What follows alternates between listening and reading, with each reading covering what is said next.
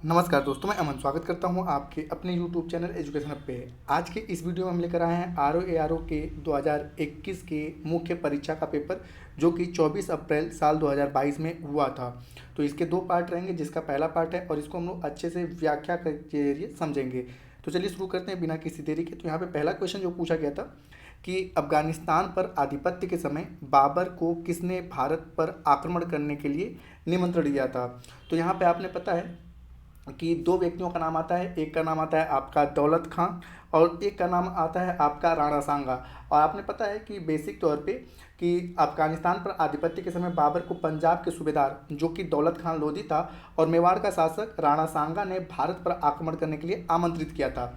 और वास्तव में दौलत खान की बेसिक तौर पे जो सोच थी वह यह सोच थी कि बाबर भी तैमूर की तरफ भारत को आएगा, लूट कर और वापस चला जाएगा, जिससे कि इब्राहिम लोदी की स्थिति क्या हो जाएगी, कमज़ोर हो जाएगी, और जिसका लाभ उठाकर वह अपनी स्थिति को मजबूत कर सकता है और दिल्ली पर अपना शासन कर सकता है। तो यहाँ पे दो लोगों का नाम आता है। एक का नाम है आपका दौलत खान लोदी और एक का नाम है राणा सांगा। तो दोनों के नाम को आप याद कर सकते हैं। अगला जो क्वेश्चन है ये आपसे पूछा गया है कि डेथ इन बनारस पुस्तक के लेखक कौन है। तो यहाँ पे डेथ इन बनारस पुस्तक के जो लेखक हैं उनका नाम है आपका जोनाथन पैरी। जोनाथन पैरी ने डेथ इन बनारस नामक पुस्तक लिखी थी। इनके अगर अन्य पुस्तकों की अगर बात की जाए तो इनकी अगर अन्य पुस्तकें द पॉलिटिक्स ऑफ पैट्रोटिज्म और क्लासेस ऑफ लेबर और कास्ट एंड किनशिप इन कांगड़ा, ये सारी पुस्तकें। हालांकि डेथ इन बनारस एग्जाम में 2022 वाले एग्जाम में पूछा गया था।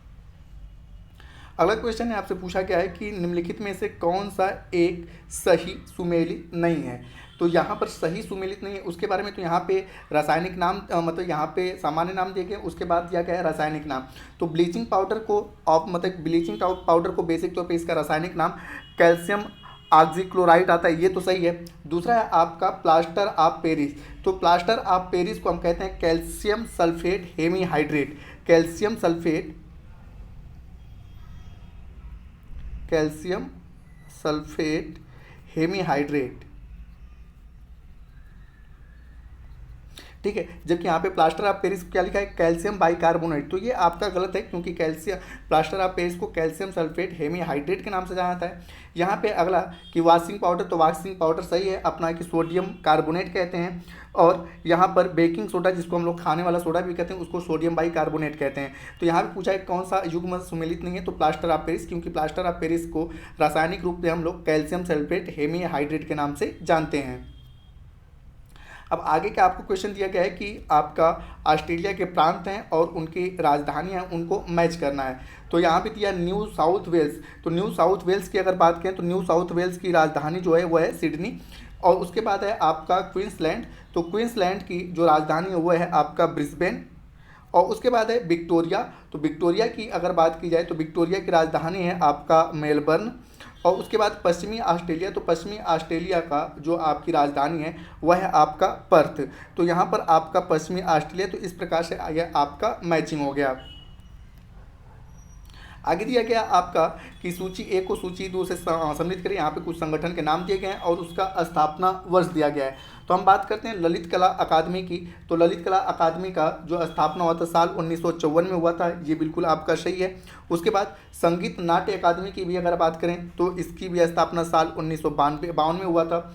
उसके बाद राष्ट्रीय नाट्य विद्यालय की अगर बात की जाए तो इसकी स्थापना साल 1959 में हुआ था। और उसके बाद सांस्कृतिक संसाधन एवं प्रशिक्षण केंद्र की बात करें तो इसकी स्थापना साल 1979 में हुआ था। तो यहाँ पे चारों, ए का 1 से है, ठीक है, बी का 2 से है, सी का 3 से है और डी का 4 से है। आगे आपका क्वेश्चन पूछा गया है कि बाघ अभ्यारण्य यानी कि टाइगर रिजर्व में से कौन सा मध्य प्रदेश में स्थित नहीं है। तो यहाँ पूछा गया है कि मध्य प्रदेश में स्थित नहीं है। ऑप्शन है आपके कि अमानगढ़, जिसको अमनगढ़ भी कहा जाता है, दूसरा है आपका बांधवगढ़, तीसरा है आपका कान्हा और चौथा है आपका संजय डोबरी। तो यहाँ पे हम बात करते हैं अमानगढ़ की। तो अमानगढ़ या अमनगढ़ जो टाइगर रिजर्व है यह उत्तर प्रदेश में स्थित है, न कि मध्य प्रदेश में। तो अमानगढ़ जो है वह उत्तर प्रदेश के बिजनौर जिले में 95 किलोमीटर क्षेत्र में फैला है और इसे कार्बेट बाघ अभ्यारण्य के बफर क्षेत्र के रूप में भी घोषित किया गया है। और बांधवगढ़, कान्हा और संजय डोबरी ये जो तीनों हैं, ये तीनों के तीनों कहाँ पे हैं, आपके मध्य प्रदेश में। तो अमानगढ़ कहाँ पे है, आपका उत्तर प्रदेश के बिजनौर में। ठीक है, उत्तर प्रदेश के बिजनौर जिले में आपका अमानगढ़ है। तो यहाँ पूछा है कि कौन सा मध्य प्रदेश में स्थित नहीं है, तो अमानगढ़ मध्य प्रदेश में स्थित नहीं है। अगला क्वेश्चन, निम्नलिखित में से कौन सा कोयला आधारित बिजली संयंत्र उत्तर प्रदेश में स्थित है? आपके ऑप्शन है डार्लीपाली, दादरी, सिंगरौली और विंध्याचल। उसके बाद यहाँ पे कूट दिया है कि 1 और 3, 2 और 3, 2 और 4 और 3 और 4। तो यहाँ पर हम जानते हैं यहाँ पर सबसे पहले कि आपका कि बिजली संयंत्र पे आधारित जो उत्तर प्रदेश में स्थित कोयला पर आधारित जो बिजली संयंत्र हैं वह एक है आपका दादरी और दूसरा है आपका सिंगरौली। ठीक है, दादरी और सिंगरौली जो है वह उत्तर प्रदेश में जो है कोयला आधारित बिजली संयंत्र है। आगे की अगर हम बात करें बेसिक तौर पे, तो जो आपका डार्लीपाली है यह उड़ीसा में है और विंध्याचल की बात करें तो यह मध्य प्रदेश में स्थित है। ठीक है, तो डार्लीपाली उड़ीसा में और विंध्याचल जो है वह आपके मध्य प्रदेश में है। साथ ही साथ अगर बात करें तो उत्तर प्रदेश में एनटीपीसी की कोयला आधारित बिजली संयंत्रों की कुल संख्या 5 है। ठीक है, NTPC national thermal power corporation की जो बेसिक तौर पे उत्तर प्रदेश में कोयला आधारित बिजली संयंत्रों की कुल संख्या कितनी है? 5 है। उनमें से जैसे कि 2 आप देख रहे हैं, एक है दादरी, दूसरा है आपका सिंगरौली, तीसरा है आपका रिहंद, चौथा है आपका फिरोज गांधी और 5वां है आपका टांडा। ठीक है, तो दादरी, सिंगरौली, रिहंद, फिरोज गांधी और टांडा, ठीक है, ये 5 हैं। तो बेसिक तौर पे और इसके अलावा कोयला आधारित एक और संयंत्र मेजा, जो कि बेसिक तौर पे मेजा में संयुक्त क्षेत्र का है। ठीक है, प्रयागराज के मेजा में यह संयुक्त क्षेत्र का है, मतलब कि यहाँ पे पीपीपी मॉडल पे बनाया जा रहा है। तो बेसिक तौर पे एनटीपीसी का जो है 5 है, जैसा कि मैंने आपको बताया, दादरी, सिंगरौली, रिहंद, फिरोज गांधी और टांडा। और एक और जो संयुक्त क्षेत्र का उपक्रम मिल सकता है वह प्रयागराज के मेजा में स्थित है। तो यहाँ पे पूछा गया है कि उत्तर प्रदेश में कौन सा स्थित है, तो आपका सही ऑप्शन होता है सेकेंड वाला 2 और 3, यानी कि दादरी और सिंगरौली जो है उत्तर प्रदेश में कोयला आधारित बिजली संयंत्र हैं। अगला यहाँ पे एक निम्नलिखित में से कौन सुमेलित नहीं है? तो यहाँ पे पशु है और उनकी नस्लें, मतलब कि एनिमल्स और उनके ब्रीड को दिया गया है। तो काऊ की जो नस्ल होती है, ठीक है, देवनी, ये बिल्कुल आपका सही है, क्योंकि मतलब गाय का है जो है गाय देवनी नस्ल की है। दूसरी आपके बकरी की अगर बात करें तो यह बर्बरी नस्ल की है, बिल्कुल सही है। और तीसरा है आपका भैंस। तो भैंस की अगर बात करें तो बेसिक तौर पर यहाँ पर भैंस की अगर बात करें तो भैंस की भी जो नस्ल आती है वो आपकी भदावरी ही आती है। और यहाँ पर फिर भेड़ दिया है, भेड़ की नस्ल दिया है गिर। तो जो भेड़ यहाँ पे गिर जो है ना, बेसिक तौर पे गिर किसकी नस्ल है? भेड़ की नहीं है, यह भी किसकी नस्ल है? गाय की है। ठीक है, यहाँ पे जो मतलब कि गिर जो है गाय की नस्ल है, न कि भेड़ की। तो यहाँ पे सुमेलित नहीं है कौन सा? तो आपका डी वाला, मतलब कि देवनी जो है गाय की नस्ल है, बर्बरी बकरी की नस्ल है, भदावरी भैंस की नस्ल है और गिर पुनः किसकी नस्ल है? गाय की, न कि भेड़ की है। आगे आपका दिया हुआ है कि सूची 1 को 2 से सुमेलित करना है और यहाँ पे पुस्तक के नाम दिए गए हैं और यहाँ पर लेखक दिया गया है। तो यहाँ पे देखते हैं कि रास पंचाध्यायी की अगर बात करें तो रास पंचाध्यायी के लेखक जो हैं वह हैं नंददास, यानी कि ए का तीसरा सही होगा। उसके बाद चैतन्य भागवत की अगर बात करें तो चैतन्य भागवत को जो लिखे थे उनका नाम है आपका वृंदावन दास, यानी कि बी। ठीक है, बी का आपका 1 होगा। उसके बाद चैतन्य मंगल की अगर बात की जाए तो चैतन्य मंगल के लेखक हैं जयनंदा। और उसके बाद आपकी बात की जाए तो भक्ति रत्नाकर की, तो भक्ति रत्नाकर के जो लेखक हैं वह हैं आपके नरहरि चक्रवर्ती। तो यहाँ पे डी है, तो ये आपका इस प्रकार से सुमेलित हो चुका है। आगे दिया गया कि निम्नलिखित में से कौन सा आहार समूह मनुष्य के शरीर को अधिकतम ऊर्जा प्रदान करता है? तो यहाँ पे वसा, प्रोटीन, विटामिन है, विटामिन लवण, जल है, कार्बोहाइड्रेट, वसा और प्रोटीन है और चौथा है आपका कार्बोहाइड्रेट, प्रोटीन और विटामिन। तो यहाँ पे इस प्रकार से आपका सही ऑप्शन होता है सी वाला कि कार्बोहाइड्रेट, वसा और प्रोटीन जो है इससे मानव शरीर को अधिकतम मात्रा में ऊर्जा मिलती है। इसकी अगर बात किया जाए तो 1 ग्राम कार्बोहाइड्रेट तथा प्रोटीन से कुल 4 कैलोरी ऊर्जा मिलती है, जबकि 1 ग्राम वसा से कुल 9 कैलोरी ऊर्जा मिलती है। अगर वसा से की बात की जाए तो कुल 9 कैलोरी और कार्बोहाइड्रेट और प्रोटीन की अगर बात की जाए तो लगभग इनसे 4 कैलोरी। यहाँ पे लगभग क्योंकि 3 दशमलव कुछ आपका कार्बोहाइड्रेट से मिलता है, तो लगभग दोनों 4 के लमसम में होते हैं। तो कार्बोहाइड्रेट और वसा प्रोटीन की बात करें तो लगभग 4 कैलोरी ऊर्जा मिलती है। आगे की अगर बात की जाए जैसे जल हो गया, विटामिन और लवण में, इनमें किसी प्रकार की ऊर्जा नहीं मिलती है। ये केवल शरीर के उपापचय को सुचारू रूप से चलाने में क्या करते हैं? मदद करते हैं। तो याद रखिएगा कि जो आपका जल हो गया, विटामिन हो गया और लवण हो गया, इससे किसी प्रकार की ऊर्जा नहीं मिलती है। अगला जो क्वेश्चन है यह है कि तीनों गोलमेज सम्मेलनों में भाग लेने वाले भारतीय नेताओं में से कौन थे? ऑप्शन है Mahatma Gandhi, B.S. Moonje, doctor B.R. Ambedkar या C.Y. चिंतामणि। तो यहाँ पे आपने पता होगा कि भीमराव अम्बेडकर, डॉक्टर भीमराव अम्बेडकर जो थे वह तीनों गोलमेज सम्मेलनों में भाग लिए थे। आगे की अगर बात करें कि महात्मा गांधी की अगर बात करें तो इन्होंने केवल 2 गोलमेज सम्मेलनों में भाग लिया था, पहला और दूसरे वाले में, और उन्होंने इस सम्मेलन में कांग्रेस के प्रतिनिधि के रूप में, यानी कि महात्मा गांधी जो थे वह गोलमेज सम्मेलन में कांग्रेस के प्रतिनिधि के रूप में भाग लिए थे। इसके अतिरिक्त एनी बेसेंट तथा सरोजिनी नायडू ने भारतीयों के भारतीय महिलाओं के प्रतिनिधि के रूप में द्वितीय गोलमेज सम्मेलन में भाग लिए थे। तो महात्मा गांधी जो है दूसरे गोलमेज सम्मेलन में केवल भाग लिए थे और इनके ये किसके प्रतिनिधि थे, कांग्रेस के। और जो आपकी एनी बेसेंट और सरोजिनी नायडू इनके साथ गई थी भारतीय महिलाओं के प्रतिनिधि के रूप में। और अंबेडकर जी, ठीक है, तीनों गोलमेज सम्मेलनों में भाग लिए थे। महात्मा गांधी केवल दूसरे गोलमेज सम्मेलन में भाग लिए थे। अगला आपका एक निम्नलिखित में से कौन सा बाल्टिक सागर के तट पर स्थित नहीं है। तो यहाँ पे जो क्वेश्चन पूछा था वह क्वेश्चन मतलब कि जो इसका आंसर दिया गया था, आंसर गलत है, क्योंकि लगभग इसमें से सभी के सभी जो हैं वह बाल्टिक सागर पे स्थित है। उसका हम आपको एक फिगर दिखा देते हैं। यहाँ पे आपको बाल्टिक सागर दिख रहा होगा और दिया है लताविया और पोलैंड। तो यहाँ पे लताविया और पोलैंड आप देख सकते हैं कि लताविया भी स्थित है बाल्टिक सागर पे और पोलैंड भी आपका स्थित है, ठीक है, पोलैंड और लताविया भी है यहाँ पर। अगला है लताविया और रूस, तो यहाँ पे लताविया और रूस भी है। अगला है स्वीडन और रूस, तो आप देख सकते हैं कि स्वीडन है और रूस यहाँ पर है। और स्वीडन और नॉर्वे की अगर बात की जाए तो यहाँ पर स्वीडन और नॉर्वे, तो यहाँ पे जो नॉर्वे वाला ऑप्शन था, ठीक है, तो वो नहीं है, लेकिन इसके साथ जो स्वीडन दिया गया है ये ऑलरेडी है। तो इस प्रकार से आप देख सकते हैं कि ये आपके ऑप्शन ही गलत हैं, जिसके कारण यहाँ पे सभी लोगों को कॉमन नंबर मिला था, ठीक है, क्योंकि इसमें से जो ऑप्शन दिया गया तो ऑप्शन सही नहीं थे। क्योंकि यहाँ पर आप देख सकते हैं स्वीडन, फिनलैंड, रसिया, इस्टोनिया, लताविया, लिथुआनिया, रसिया, पोलैंड, जर्मनी और डेनमार्क, ये सारे के सारे क्या हैं, बाल्टिक सागर के किनारे स्थित देश हैं। जबकि इसमें जो ऑप्शन दिया गया था वह ऑप्शन इसके अकॉर्डिंग नहीं था। अगला क्वेश्चन है निम्नलिखित में से किस राज्य ने भारत कौशल 2021 प्रतियोगिता में सबसे अधिक पदक जीते, जिसका परिणाम भारत सरकार द्वारा जनवरी 2022 में घोषित किया गया।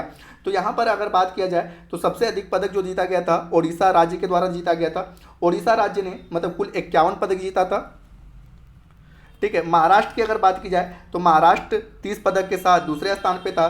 केरल 25 पदक के साथ तीसरे स्थान पे था। और यह जो आयोजन किया गया था वह नई दिल्ली के तालकोटरा इंडोर स्टेडियम में इसका आयोजन किया गया था। अभी अगला जो आपका भारत कौशल प्रतियोगिता है इसके बारे में स्पष्ट जानकारी नहीं मिल पाई, तो यहाँ पर हम उसके बारे में चर्चा नहीं करेंगे करेंट अफेयर्स ग्रुप में।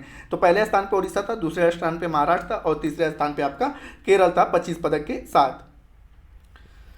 अगला क्वेश्चन है कि हिमालय में त्रिशूल शिखर के संदर्भ में निम्नलिखित में से कौन सा कथन सही है। ऑप्शन है कि यह उत्तराखंड के बागेश्वर जिले में स्थित है। दूसरा कह रहा है कि यह चोटी 7500 मीटर से अधिक ऊंची है। तो यहाँ पे तो त्रिशूल शिखर की अगर बात की जाए तो यह बिल्कुल सही है, पहला कि यह उत्तराखंड के बागेश्वर जिले में स्थित है। परंतु दूसरा ऑप्शन इसका गलत आता है, क्योंकि यह बेसिक तौर पे 7500 मीटर इसकी ऊंचाई नहीं, इसकी ऊंचाई 7120 मीटर है। तो इस प्रकार से दूसरा ऑप्शन इसका गलत होता है। तो इस प्रकार से पूछा गया कि सही उत्तर चुनिए, तो पहला उत्तर ही केवल बेसिक तौर पे सही होता है। अब यहाँ पे त्रिशूल समूह की अगर बात करें, त्रिशूल समूह नंदा देवी अभ्यारण्य को घेरने वाले चोटियों के वलय के दक्षिण पश्चिम कोने का निर्माण करता है। और त्रिशूल शिखर जो है वह उत्तराखंड के बागेश्वर जिले के समीप स्थित है। और यह जो त्रिशूल है पश्चिमी कुमायूं की 3 हिमालय पर्वतीय चोटियों का एक समूह है। तो इसके बारे में हो गया आपका त्रिशूल कि पहला ऑप्शन सही है कि बागेश्वर जिले में इसकी ऊंचाई 7500 मीटर नहीं है, इसकी ऊंचाई जो है 7120 मीटर है। अगला क्वेश्चन, निम्नलिखित में से कौन एक स्थलीय पारिस्थितिकी तंत्र का उपभाग नहीं है। तो यहाँ पे स्थल का मतलब यहाँ पे पर्वतीय पारिस्थितिकी तंत्र दिया है, सागरीय पारिस्थितिकी तंत्र दिया है, निम्न स्थलीय पारिस्थितिकी तंत्र दिया है और अर्ध शुष्क पारिस्थितिकी तंत्र दिया है। तो यहाँ पे स्थलीय पारिस्थितिकी तंत्र का मतलब होता है स्थल, जबकि यहाँ पे जो बी वाला ऑप्शन दिया है सागरीय, यानी कि जल के अंदर जो पारिस्थितिकी तंत्र पाया जाता है। तो इस प्रकार से जो है यह सागरीय पारिस्थितिकी तंत्र जो है वह स्थलीय पारितंत्र का उपभाग नहीं है, जबकि पर्वतीय, निम्न स्थलीय, अर्धशुष्क पारिस्थितिकी तंत्र जो है वह एक स्थलीय पारिस्थितिकी तंत्र के एग्जाम्पल है। अगर इसकी बात की जाए तो पारिस्थितिकी तंत्र के प्रकार जो मुख्य रूप से भूमि पर पाए जाते हैं स्थलीय पारिस्थितिकी तंत्र कहलाते हैं। यह पृथ्वी के कुल सतह क्षेत्रफल का 25 से 30% हिस्से पर पाए जाते हैं। भूमि पर जीवों और पर्यावरण के बीच अंतर संबंध स्थलीय पारिस्थितिकी तंत्र का बेसिक तौर पर निर्माण करते हैं। स्थलीय पारिस्थितिकी तंत्र के सबसे महत्वपूर्ण सीमित कारक आर्द्रता और तापमान है। स्थलीय पारिस्थितिकी तंत्र में समलित क्षेत्र में टुंडा वन पारिस्थितिकी तंत्र, घास का मैदान पारिस्थितिकी तंत्र, मरुस्थलीय पारिस्थितिकी तंत्र, पर्वतीय पारिस्थितिकी तंत्र, निम्न स्तरीय पारिस्थितिकी तंत्र, अर्ध शुष्क पारिस्थितिकी तंत्र आदि शामिल होते हैं। तो ये आपका हो गया कि पूछा है कि स्थलीय पारिस्थितिकी तंत्र में शामिल किया मतलब कौन नहीं है, तो सागर, क्योंकि यह जल के अंतर्गत आता है न कि स्थल के अंतर्गत। अगला है कि जनवरी 2022 में घोषित भारत के तीसरे राष्ट्रीय जल पुरस्कार के संदर्भ में निम्नलिखित में से कौन सा कथन सही है। तो यहाँ पे 2022 वाला है, जो कि तीसरा वाला, हम चौथे वाले पे भी जिक्र करेंगे। ठीक है, तो अगर बात की जाए तो उत्तर प्रदेश को सर्वश्रेष्ठ राज्य श्रेणियों में विजेता घोषित किया गया था। तो यह बिल्कुल सही है, क्योंकि तीसरे में जो तीसरा जल पुरस्कार था उसमें पहले स्थान पर उत्तर प्रदेश आया था, और उत्तर प्रदेश के मुजफ्फरनगर को उत्तरी जोन का सर्वश्रेष्ठ जिला घोषित किया गया था। तो ये भी ऑप्शन आपका सही होता है। तो इस प्रकार से आपका सही ऑप्शन होता है सी वाला, कि दोनों स्टेटमेंट सही है। अब यहाँ पे करंट अफेयर्स की दृष्टि से देखते हैं कि आपने पता है कि 17 जून साल 2023 को उपराष्ट्रपति जगदीप धनखड़ ने नई दिल्ली के विज्ञान भवन में केंद्रीय जल शक्ति मंत्रालय के चौथे राष्ट्रीय जल पुरस्कार समारोह में मध्य प्रदेश को जल संरक्षण, प्रबंधन एवं उपभोग के क्षेत्र में उत्कृष्ट कार्य के लिए प्रथम राष्ट्रीय जल पुरस्कार से सम्मानित किया। तो तीसरा वाला पुरस्कार, तीसरा जो राष्ट्रीय जल पुरस्कार था उसमें पहले स्थान पे कौन था, यूपी था। लेकिन चौथा वाला जो राष्ट्रीय, जो रिसेंट में करंट अफेयर्स की दृष्टि से उसमें पहले स्थान पे कौन है, आपका मध्य प्रदेश है। और उसमें सर्वश्रेष्ठ जिला उत्तर प्रदेश का ही मुजफ्फरनगर था। यहाँ पे अगर बात की जाए तो सर्वश्रेष्ठ जिला जो का पुरस्कार दिया गया है वो उड़ीसा के गंजम जिले को दिया गया है। तो इसको करंट अफेयर्स की दृष्टि से आप लोग याद कर लीजिएगा कि चौथा राष्ट्रीय जल पुरस्कार में सर्वश्रेष्ठ जो पुरस्कार मिला है वह मध्य प्रदेश को मिला है।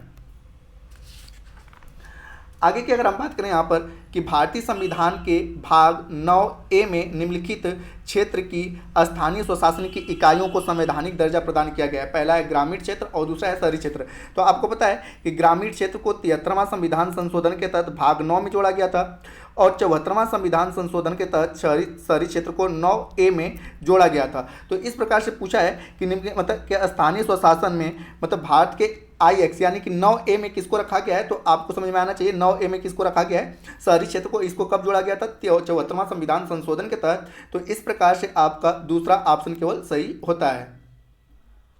अगला क्वेश्चन, निम्नलिखित में से कौन सा जैव डीजल का पौधा है। ऑप्शन है जेट्रोफा, जावा घास, रोसा घास या गुगुल। तो आपने पता है कि जेट्रोफा जो है बेसिक तौर पे जिसे बायोडीजल या जैव डीजल के नाम से जानते हैं, यहाँ पे जाने कि जैव डीजल पौधा जेट्रोफा है। इसे कई अन्य नामों से जाना जाता है, जैसे कि रतनजोत, जैव डीजल, जेट्रोपा, कराकस आदि के नाम से जाना जाता है। बायोडीजल पारंपरिक या जीवाश्म डीजल के समान एक वैकल्पिक ईंधन है। बायोडीजल का उत्पादन सीधे वनस्पति तेल, पशु वसा व अपशिष्ट खाना पकाने के तेल के उपयोग करके किया जा सकता है। इन तेलों को बायोडीजल में परिवर्तित करने के लिए ट्रांसएस्टोरिफिकेशन किया जाता है। दिसंबर 2009 में केंद्र सरकार ने नेशनल बायोडीजल मिशन शुरू किया है, जिससे कि पारंपरिक डीजल के साथ 20% बायोडीजल मिश्रण का लक्ष्य रखा गया है, जिसमें जेट्रोफा की महत्वपूर्ण भूमिका हो सकती है।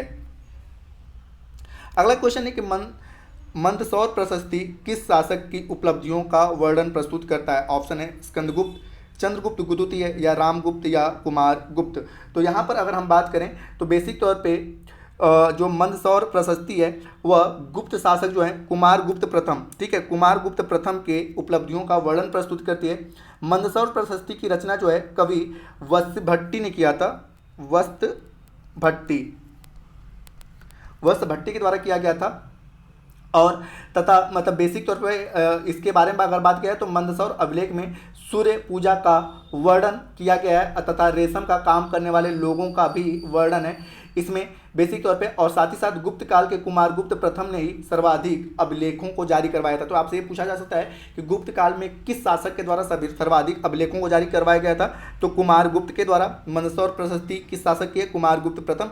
और इसे किसने बनवाया था, तो वत्सभट्टी के द्वारा। और इसमें किसका किसका वर्णन है, तो सूर्य पूजा का वर्णन है और साथ ही साथ रेशम के कारीगरों का भी इसमें वर्णन मिलता है।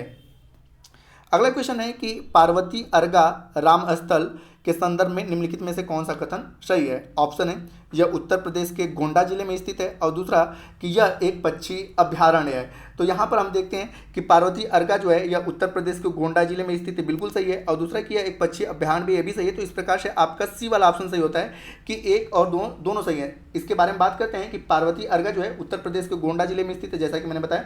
और यह एक पक्षी अभ्यारण्य भी है। यह लगभग 722 ठीक है, यह लगभग 722 हेक्टेयर में विस्तृत है और इसे फरवरी साल 2022 में रामसर साइट घोषित किया गया था। तो फरवरी 2020 में इसे रामसर साइट घोषित किया गया था। वर्तमान समय में अगर उत्तर प्रदेश में वेटलैंडों की अगर बात की जाए तो कुल वेटलैंडों की संख्या 10 है, लेकिन अगर वर्तमान समय में ये चीज़ किया जाए कि सब पूरे भारत में सबसे अधिक वेटलैंड किस राज्य के पास है, तो वो आपका है तमिलनाडु। तमिलनाडु के पास कुल 14 वेटलैंड क्षेत्र हैं, ठीक है। तो और वर्तमान समय में पूरे भारत में वेटलैंडों की संख्या कुल कितनी है, 75 है। तो आप उत्तर प्रदेश तो याद रखिएगा, उत्तर प्रदेश में वेटलैंडों की संख्या 10 है, सबसे अधिक वेटलैंड तमिलनाडु 14 है और पूरे उत्तर भारत में वेटलैंडों की संख्या 75 है। फरवरी 2020 में पार्वती अर्गा को वेटलैंड घोषित किया गया था और यह उत्तर प्रदेश के गोंडा में स्थित है और यह एक पक्षी अभ्यारण्य भी है। अगला क्वेश्चन है कि साल 1974 में प्रथम कृषि विज्ञान केंद्र की स्थापना निम्नलिखित में से किस जगह पर हुई थी। ऑप्शन है चंडीगढ़, नागपुर, हैदराबाद या पांडिचेरी।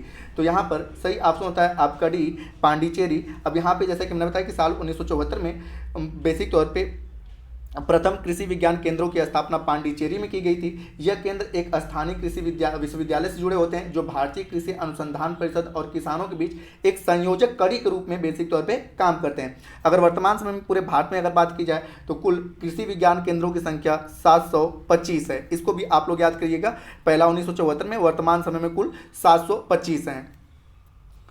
अगला क्वेश्चन है आपका कि स्वच्छ सर्वेक्षण 2021 में उत्तर प्रदेश को कौन सा स्थान प्राप्त हुआ था। ऑप्शन है चौथा, तीसरा, छठा या उपरोक्त में से कोई नहीं। तो यहाँ पर हम बात करते हैं कि स्वच्छ सर्वेक्षण में उत्तर प्रदेश को साल 2021 में 21 वाले में कुल छठा स्थान प्राप्त हुआ था।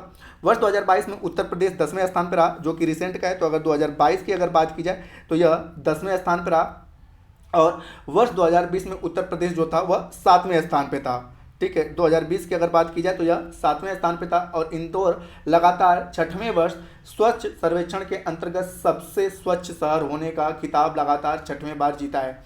1 लाख से ज़्यादा आबादी वाले शहरों में सूरत व विजयवाड़ा को दूसरा व तीसरा स्थान मिला। वाराणसी सर्वश्रेष्ठ गंगा शहर घोषित किया गया। तो आपसे पूछा जा सकता है एक स्वच्छ सर्वेक्षण में, ठीक है, जो कि 2022 वाला है, स्वच्छ सर्वेक्षण में गंगा शहर किसे घोषित किया गया है, तो वाराणसी को, ठीक है।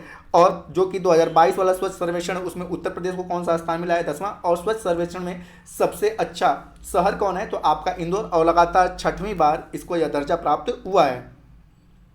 अगला क्वेश्चन, निम्नलिखित में से कौन सी नदी घाटी बेसिन का क्षेत्रफल सबसे बड़ा है। ऑप्शन है कावेरी, महानदी, नर्मदा या ताप्ती। तो यहाँ पे हम जानते हैं कि इन दिए गए ऑप्शन में सबसे बड़ा नदी घाटी बेसिन वो महानदी का है। अगर भारत की अगर बात की जाए तो भारत में सबसे बड़ा नदी घाटी बेसिन किसका है, गंगा का है।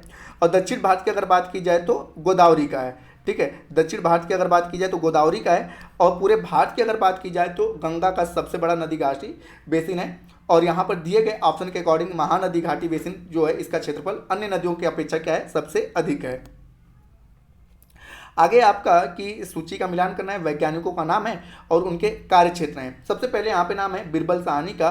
तो बिरबल साहनी जी का जो संबंध था वह था जीवाश्म वनस्पति विज्ञान से। तो यहाँ पर बिरबल साहनी जी A3 से हो जाएंगे। और दूसरा है केसी मेहता जी का। तो अगर केसी मेहता जी की बात की जाए तो केसी मेहता जी का संबंध था पादप रोग विज्ञान से। और अगला है पी माहेश्वरी की। तो अगर पी माहेश्वरी की बात की जाए तो पी माहेश्वरी का जो संबंध था वह था भ्रूण विज्ञान से।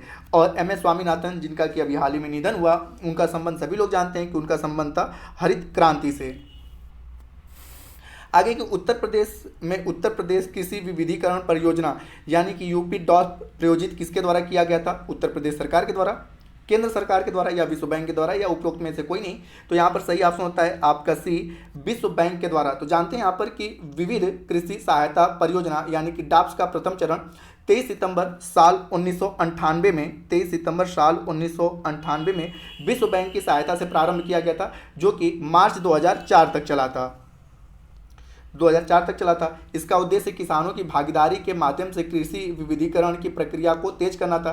DOPS का जो दूसरा चरण था वह शुरू हुआ था साल 2007 में और जो कि बेसिक तौर पे राज्य सरकार के द्वारा प्रारंभ किया गया था, जिसे कि RKY जो कि भारत सरकार द्वारा प्रायोजित किया गया था। और यह जो दूसरा चरण था वह समाप्त हुआ था साल 2013 में। तो अगर आपसे पूछा जाए कि इसका पहला चरण किसके द्वारा, तो विश्व बैंक के द्वारा, जो कि 1998 से 2004 तक चला। और दूसरा चरण जो था वह राज्य सरकार के द्वारा, जो कि 2007 से 2013 तक चला था।